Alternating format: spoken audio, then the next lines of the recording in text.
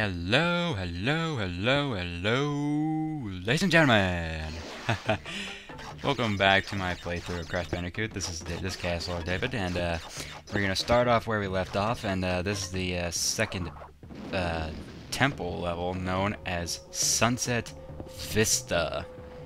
And in my opinion, this is a lot more difficult than the Lost City. A lot more difficult, I assure you. Because I struggled quite a bit with this level. I'm sure a lot of people that played this did too. But whenever you get used to it, it doesn't really get that bad anymore. Because truth be told, before I recorded this main level with no deaths on it, I did die a couple times, because it can be pretty easy to mess up on here. And considering that if you mess up after you touch a checkpoint, you have to do the entire level all over again. Like I said in the first part, which is a really, really sucky feature. And I know you guys agree with me, but hey, it makes it challenging. But still, I think it'd be kind of stupid in its own way. But hey, I can't argue about that. Sorry. Excuse me, I'm getting a couple of itches on my hair. And I have no idea how I got hit by those bats. And I thought if I just got hit, I may as well just keep going. I was a bit scared at that part, because I thought I was going to get pushed off.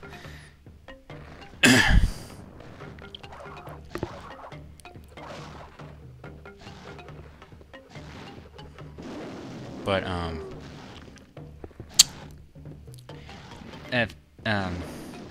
this level isn't really as hard as it, isn't really hard at first, but it gets hard. It gets hard. That's a bit later, though. And this is quite a long level, but, I mean, like I said, you just gotta get used to it.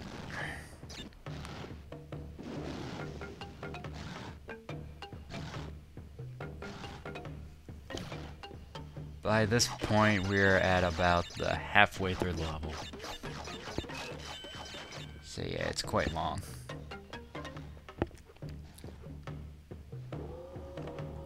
Well, I wouldn't say that yet. Whenever you break that checkpoint, you're probably considered halfway. Yeah, I thought I needed to be careful here. Because this part can be pretty confusing sometimes. It can be pretty tricky.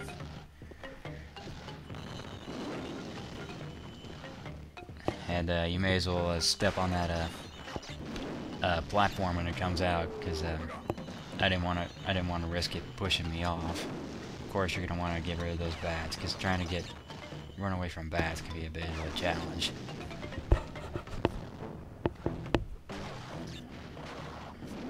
Excuse me. Oh, and well, that part can be kind of tricky. I was so close right there. I was so close to falling off. Anyway, I know I haven't said this in the second part of my playthrough, but actually, truth be told, we actually have found 2 more baby kitties. Or my dad did, anyway. Well, before I get back to that, this is the first level that has the Cortex bonus rounds.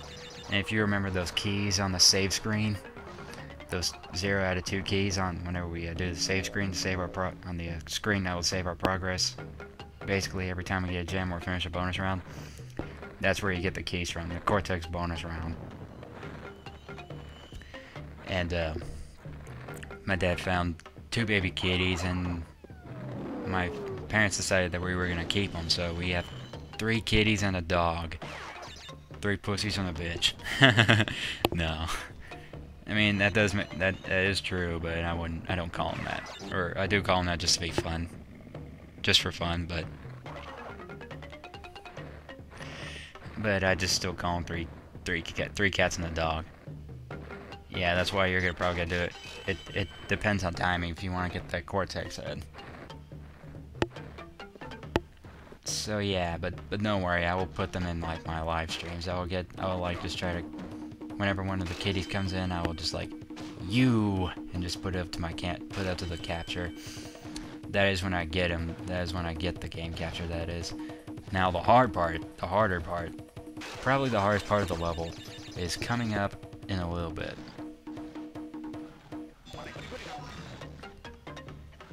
Now you see these revolving platforms, but now we have to jump over here in order to get the last Cortex head.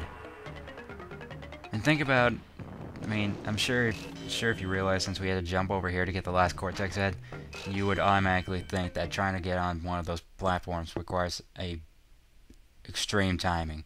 So now we go into our first Cortex bonus round, which isn't really that bad. Really not bad. Yeah, the reason why I avoided those boxes is because I thought the blast was gonna get those other regular boxes. So now we get our first key. Get out of here, Cortex.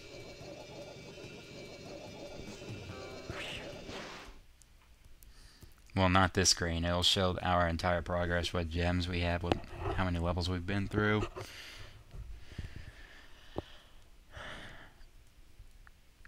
And this level is about to end. But the harder, probably in my opinion, the hardest part of the level is this part. Because it requires extreme timing and being extra careful and trying to get back on that platform. And trust me, every time I do this, I get really scared. Every time. I guess I should take back what I said about the halfway point and touching that checkpoint. I guess the halfway point is whenever you get back in terms of seeing the sky, whenever you get up to the very top of that temple.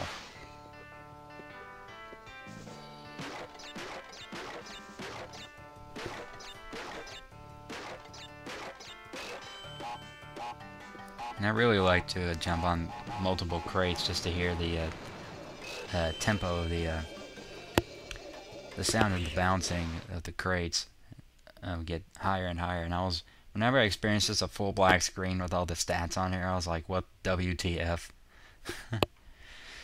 Because that was really weird. I never saw that before. A plain black screen with all the stats, or everything that we've collected yet.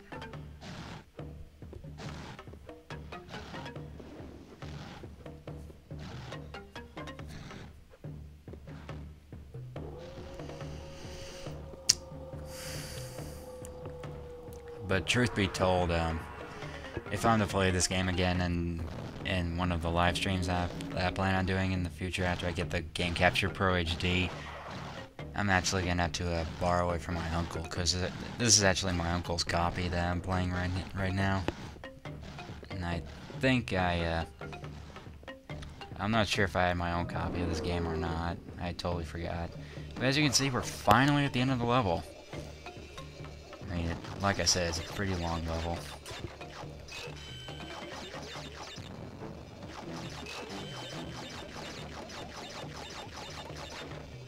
I mean, couldn't you just hear how high that the boxes were getting?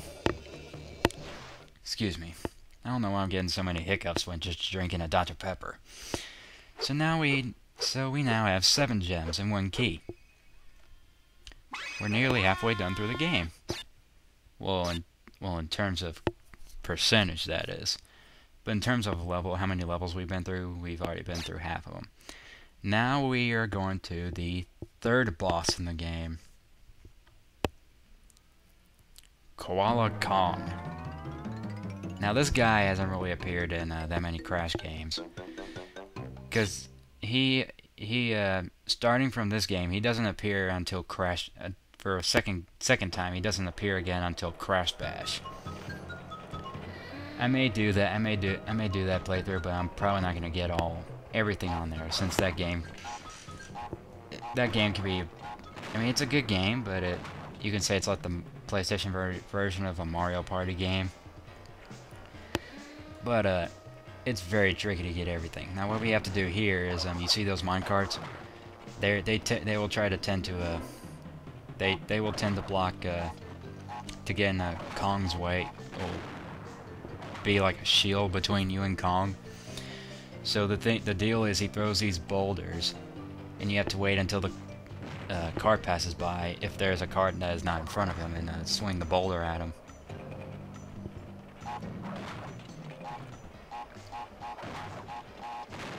And for the first set of boulders he'll throw are are boulders that you can spin in midair, but that boulder you can't do that. That one's for damaging Kong.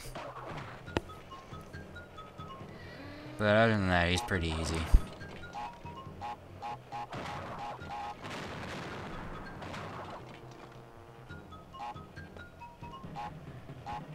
And now, here we are to deliver the final blow. Wait for it. A fatal blow. Yeehaws. Hell yeah, right, Crash. Yeah. So now we end up on the third and last island in the game. And we are going to start off with the first laboratory level. Well, I'm not sure if you would call it a laboratory. Well, anyway, machinery level called Heavy Machinery. This is where the levels start to get pretty interesting.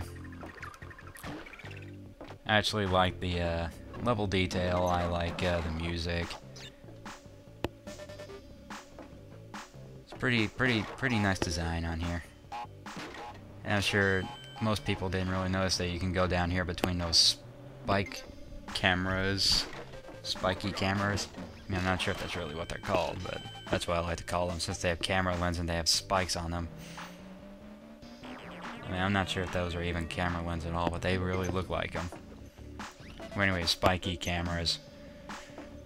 You can't kill these guys, so there will be a lot of them that you just have to avoid in this part of the game.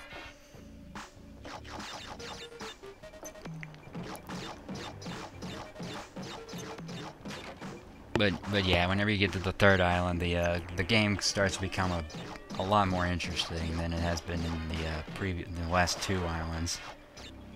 Now that's still totally camera lens right there. But it's just that I think that the spike camera kind of has more like a submarine scope. That's just what I think anyway. It looks more like submarine scopes or something. But since it's moving around, it looks like it's sort of a camera. This part can be quite difficult, but yeah, that was a bit of a mistake. I was trying to avoid the spiky camera, because trying to not get hit by that spiky camera can be pretty challenging. You just gotta wait until it actually goes up, or I think you could jump over it. I don't think I tried that. But I think I'm pretty sure you can, though. So now we go into the bonus round. Excuse me for being so sleepy. I have no idea why I'm being so sleepy. Maybe it's because, staying up late doing all these other stuff. Doing quite a bit of studying and, feeding the cats every time I wake up so early. Yeah, I have to wake up, every weekday to feed my two new baby kitties. I mean, I just love baby kitties. I think they're some of the cutest things ever. Oh, and I'm sure some of you may know that we named our first cat Scrap Pile, because that's where my dad actually found him, in an actual scrap pile. But our other two kitties' names are my two kitties are both a male and a female. The female's name is Electra, because my dad found her in an electric room. And as you can see, we're halfway through the percentage. Anyway, Dad found Electra in an electric room. And the male, his name is Atticus. At first we thought Attica was a name, but it's actually a name of a city, not a person, not a actual name. That's why we changed it to Atticus. And it's, of course, the reason why we called him Atticus is because my dad found him in an attic. He lived in that attic and the whole 3 or 4 weeks of his life. And I say, that's really sad. But as of right now, we can't have them in the house yet, because we think they're still sick, despite having 4 weeks, being 4 weeks alive. So far, they're doing okay. like I said, we can't bring him in the house. We just only have to keep him in the garage in the little kennel. Yeah, I thought that would be funny, so I thought I'd do that. Anyway, we keep him in the kennel out in the garage for right now. Because I believe, because at next Tuesday, my parents will take him up to the vet to get a word from the doctor and see if they're okay, and if they're okay, we'll be able to bring them in the house, so a way they can have a look, be able to experience being in the house and get used to being around Scrap Pile and my dog Ivy. And I was like, now we have two sets of family fours. There's my family and a pet family. I mean, I was like, well, we were gonna play a game of what doesn't belong in terms of the pet family. I was gonna get all four of them together and take a picture of them and comment, the whole family, one of these things doesn't belong. It's just a joke. I mean, they belong in the same family. They're gonna belong in the family, but I just decided to put the comment in there as a side joke.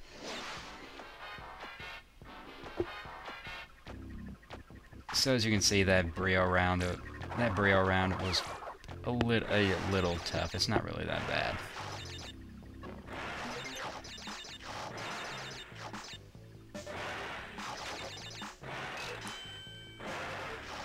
And as you can hear the sound of the portal, that means we're at the end of the level. Yay, 50 lives.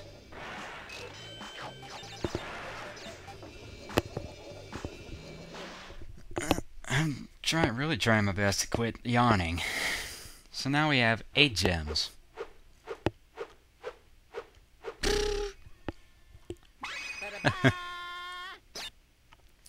But yes, I finally remembered at the start of my video that I didn't had to do all those levels when I loaded the game. Now we go into the level known as Cortex Power. Now we just I just breezed through the level right here, since I know this is a level that we can't get the gem on just yet. And as you can see right there, that R is floating upside down, because this level requires the blue gem to get the gem on here. So I just breezed through this level. And I know there is a left way, but since I know that we can't get the gem on this level yet, so I thought I'd just breeze right on through.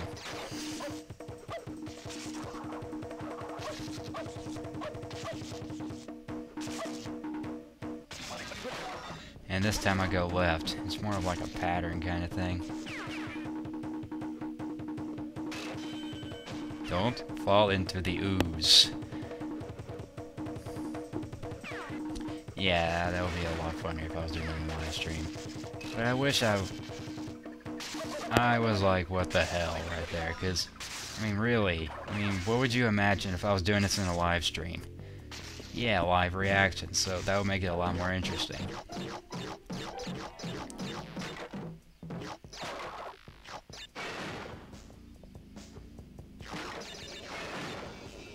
And, the reason why I said next Tuesday, today's the 27th of September. Let me see. 20th Friday, 20th Saturday, 30 Sunday, first day, the 2nd of October. Yeah, because I remembered that October 8th I don't have college. October's 8th and 9th. Now we go into the generator room. Now, first off, let me just do something. Now, see those Cortex heads? See how they're going back and forth? It just makes you want to just stare at them and be like, yes, master. No, stop! You can't kill me, so you want to control me, is that it? I'll never do your bidding! Yeah, no, Freeman's mind. That wasn't the exact quote. This is the exact quote. You can't kill me, so you're gonna try to control me, is that it? I'll never do your bidding! I have a doctor's degree! Yeah, I try not to, I apologize for plagiarism right there. I just love the series. I think it's probably one of Machinima's best game series. Comparing it to, like, all the other mines of Half-Life. All the other mines I've seen, I've seen Shepherd's Mine and, crap. Oh, Barney's Mine, yeah. I can't believe I forgot Barney's Mine. Those two mines are really good. I'm thinking some of the other mines are really good also. But of course you just gotta admit Freeman's Mine is probably the best.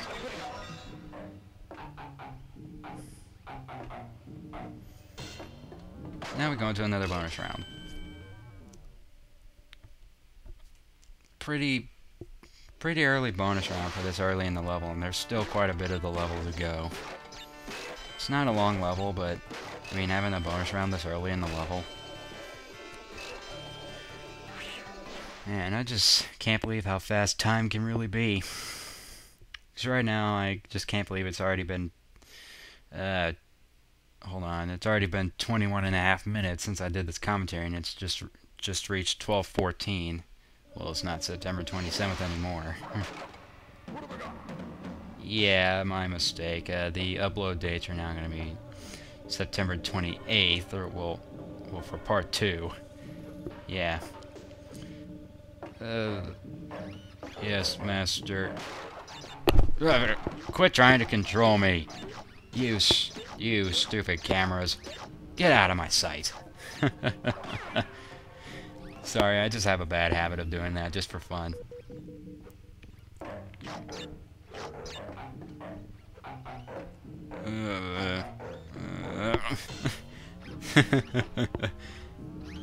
It's just a really funny habit to do.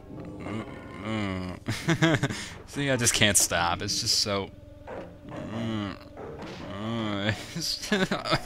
It's just so fun to do on this level, because a lot of things just scroll back and forth, and just go around in circles. It's just a really funny thing to do in this level. Yeah, they see there's a Cortex head on the screen again. But the weird thing is, don't you not even see his N on his head? Did you guys notice that he doesn't have his N on his head? See, look, he doesn't have his N. Which is really weird. I thought this part of the level would be sort of difficult, and this is the final part of the level right here, the final stretch. I thought this part was pretty tough because you never know when you're actually gonna hit that pipe, and whenever it's gonna actually cross onto the platform. So now we reach the end of the level. Not too hard of a level. But the thing is that I forgot to realize that big-ass platform at the start of the level. I forgot to realize that you don't even have to really... I always used to get all the Wumpa Fruits. But as you can see, we get our second color gem. And this is the only color gem that appears in this game, the orange gem. I don't know why I had to get rid of that color gem. I guess I thought 6 color gems wasn't gonna cut it, so they just stuck with the classic blue, red, green, yellow, purple. So now we go into one of the harder levels I used to struggle with when I played this game. Toxic Waste. This level has got to be at least the second most difficult level on my list. Because I have a list of the hardest levels in this game, in my opinion. And this is, of course, is one that is really close to the latter. I used to struggle with this level so hard, because if you remember those guys throwing barrels, and yeah, sure, the barrels seem pretty simple as of right now, but don't think that just barrels that are just rolling down steps is just going to be the only barrels, because later you'll find out how this level gets a bit more difficult. You'll find out in a little bit. But as you can see, it's still plain old barrels rolling down the ramp. Simple as that. Simple, but like I said, it gets a bit more difficult here in a second. Right there. See those barrels bouncing? That's what makes it a bit more difficult. I mean, sure, they still have a couple barrels that just plain roll and don't bounce. Yeah, it's that. Yeah, it's not really that tough, but it gets a bit tougher with those bouncing barrels. But the last stretch of the level, it's going to be all bouncing barrels. There's not going to be a single barrel that will just roll down a ramp. It will be all bouncing barrels. That is... Oh, I guess right now. I thought it was the very last stretch of the level that does all bouncing barrels. But yeah, whenever it gets to the part of all bouncing barrels, that's where it gets really difficult. Now I remember all the times I screwed up on that part. All the other times that me and my buddy Nathan played this level. We used to think that this was at least one of the hardest levels, and yes, it's a true statement. But after a little while, I just got used to it, so it's not really that tough anymore. But in my own professional opinion, at the end, the whole experience that I've had playing this game, this has got to be at least one of the hardest. Luckily, I didn't die once before any of the other tries. That part right there was really difficult. Yeah, it's best that you try not to rush all the time like that, because there's a good chance that you'll get hit by a barrel unexpectedly whenever you're about to spin into them. So as you can see, we just got our 10th and 3rd color gem, the blue gem. So, yeah, the blue gem used to be really tough to get for me. Excuse me. So we got half of the color gems in this game. So we could go back to some of the other levels and get the gems there, but I thought I'd just go ahead and just get as far as I can without doing the last bit of the game just yet. So now we go into the 4th boss, Pinstripe Potoroo. And for some of you people who don't know what a Potoroo is a mix of a rat and a kangaroo.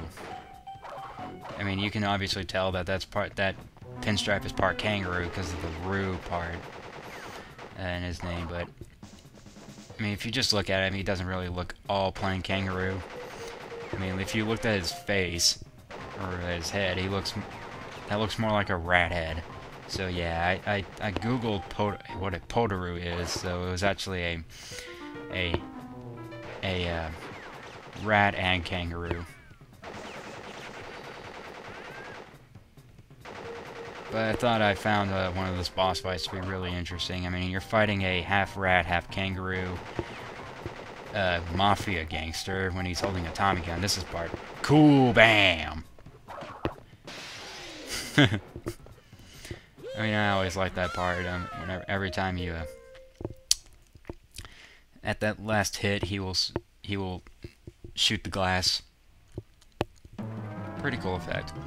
However, I thought it was going to be like completely broken instead of just having scratches on there like that. Now we're going to the 2nd illuminating light high sky bridge level, the high road. And if you play on the high road, don't ever forget to come back here, because there is invisible steps that you could come on here to get boxes. Excuse me, more hiccups. And I have no idea why I'm getting this crap load of hiccups when I'm drinking a Dr. Pepper. Yeah, I know, I crave Dr. Peppers. One of my favorite drinks of all time. I mean, I think the fun part of this level is bouncing on these turtles, since they give you really big air. I mean, really, really big air. And I think this part, for me, was actually pretty tough. Pretty tough for me, at most parts. It's all about getting the perfect, good placing of these turtles. These turtles.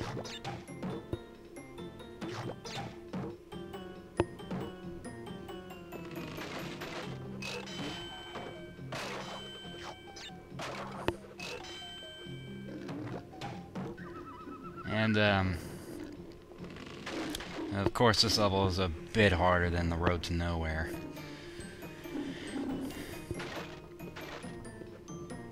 And, of course, this level doesn't have a colored gem path that is required, like Road to Nowhere. So, as you can see, we can obviously get the gem on here. But I think some people might miss is that box I just hit right there. That was up above me. Trust me, that was the same problem that I had when in terms of getting that gem back in Crash Bandicoot 2 on Cold Hard Crash. In the bonus round, I failed to realize that there was a box up above me on top of one of those boxes. Thankfully, my uncle's the same uncle who has this copy of Crash Bandicoot 1. He also has a strategy guide of Crash Bandicoot 2. That's what helps me realize that there was a box that I kept missing over and over again, because all the time I used to make it through the level with one box missing, and that was the box that I kept missing all the time.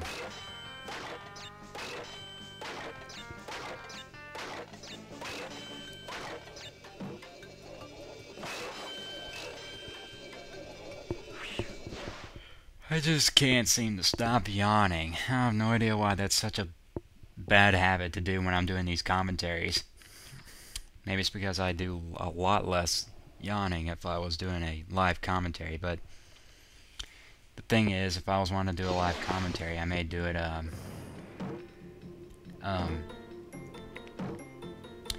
I wish I would be able to do, like, yelling and stuff like that in my live commentaries, but I'm afraid that'll probably be until I get my own home a couple years from now.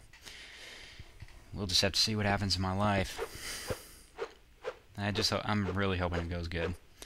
Well, anyway, as you can see, we get 11 gems. But the next level right here. Hold on. I don't want to make it so ruined for you. But this next level is my most hated level at this entire game. And in my opinion, the hardest level in this game. Slippery Climb. This level is way too challenging. It is a bitch. I mean, it's really good in terms of challenging, but it can be a bitch sometimes. Because this is just the easy part of the level. Because trying to get back on these platforms can be pretty tricky. Because there will be a lot of boxes in these windows, and there will be a lot of times that you just have to have really good timing and get back on these revolving platforms. Plus, you have to jump on top of birds just to top that. Like this part right here. This part can be pretty tricky, even though it's at the start of the level. A little bit past the start, that is. And yes, I did die a couple times before this run. I mean, it is that hard. Sometimes you just gotta get lucky, either that or it's just true skill. I mean, I'm thinking it's probably because of my skill. But partially lucky. The skill is just majority of it. Luckiness is just part of it. This level is sorta long. I'm not sure if it really is that long.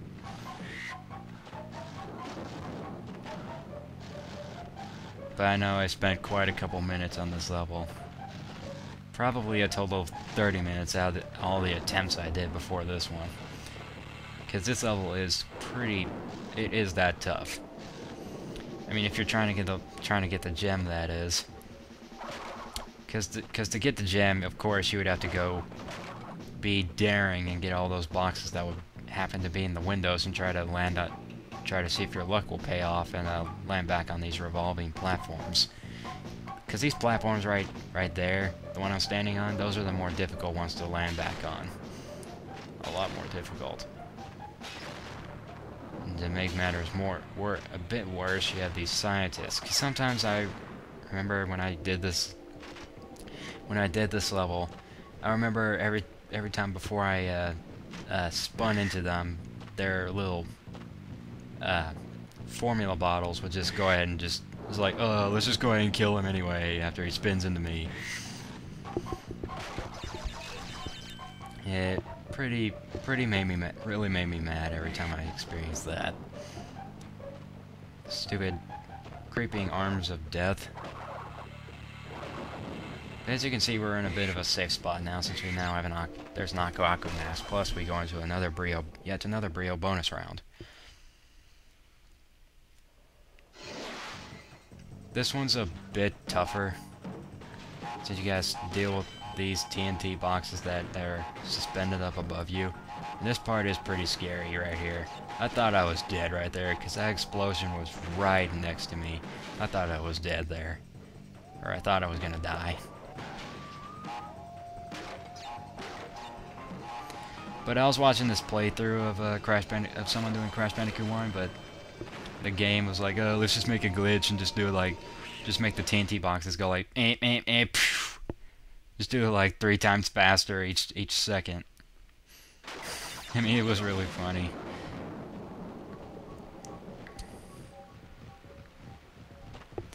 But this part, I think, is the hardest part in terms of getting all the boxes. This part right here. This part is a nightmare for me.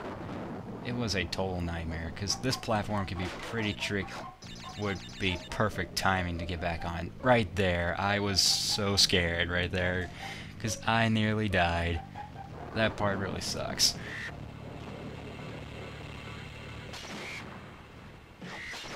And as you can see, we finally made it to the end of the level. Finally. 99 lives. Don't we all wish we had 99 lives? Heck, even exceeds that number. So now we get our 12th and 4th colored gem, the red gem. The hardest gem to get in the game. That's my opinion anyway. So much yawning. I thought Dr. Peppers or soft drinks or stuff that can keep you awake. Now we go into the last level of this episode, this part. Our first darkness level, complete darkness level, called Lights Out. And Aku Aku will serve as the light, so you can't get invincibility on this level. Since Aku Aku is a sort of like a ghost, looks like a ghost, and he serves as the light.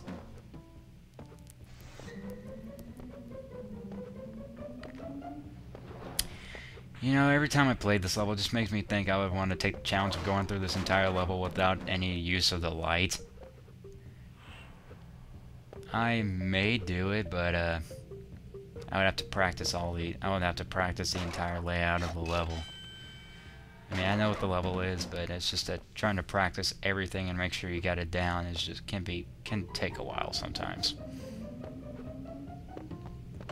In this level, we can't get the gem on it yet, because it requires yet another colored gem that we get a bit later.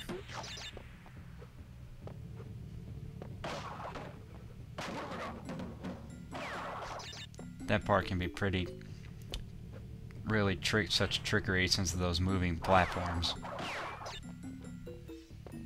And now we got swinging axes. Oh wait. I'm not sure if you would really call this a darkness level, more like a dungeon level is more like it.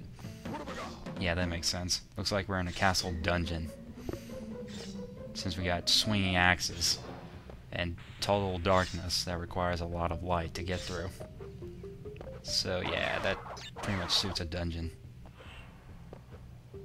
I was a bit scared of that part since I was in complete darkness. So as you can see, we just breezed through that level. Realize that we can't get the gem just yet. Yeah, but I'm sure if you noticed a yellow gem path, that was where the other 3 gems were. So that's going to do it right here for this part, and hopefully you guys enjoyed. And as always, take it easy.